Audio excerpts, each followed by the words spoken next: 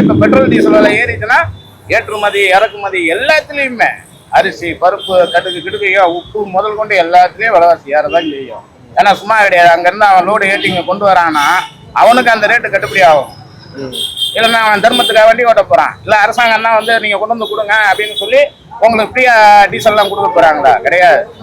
அதனால எல்லாமே ஏறதான் செய்யும். இது 100% உண்மையான வார்த்தை, எந்த மாற்றமும் கிடையாது. ஓகே, இல்ல இதுக்கு என்னதான் சொல்யூஷன் இருக்கும்னு நீங்க நினைக்கிறீங்க? அதுக்கு என்ன எவ்வளவு விஞ்ஞானம் இருக்குதுன்றாங்க. முடிஞ்சா இந்தியாவிலே இன்னைக்கு இல்லாதது எதுவுமே இல்லைன்றாங்க. முடிஞ்ச அளவு கண்டுபிடிக்க பாருங்க. நம்ம இந்தியாவில் இல்லாதது எதுவுமே இல்லை, முயற்சி பண்ணுங்க.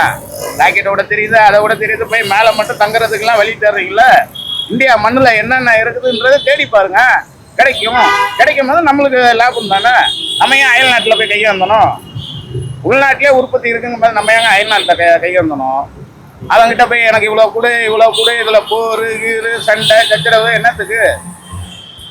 நம்ம நாட்டிலே எல்லாம் இருக்குது. இந்தியாவில் எங்கேயாவது ஒரு ஸ்டேட்டில் ஏதாவது ஒரு மூலை முடுக்கில் எங்கேயாவது பாலைவனத்தில் இல்லை மயானத்தில் கூட இருக்கிறதுக்கு வாய்ப்பு இருக்குது. தேடி பார்க்கட்டும். மக்களுக்கு நல்லது செய்கிறோம் வரணும். அது யார் செய்கிறாங்களோ அந்த ஆண்டவனுக்கு தான் தெரியும்.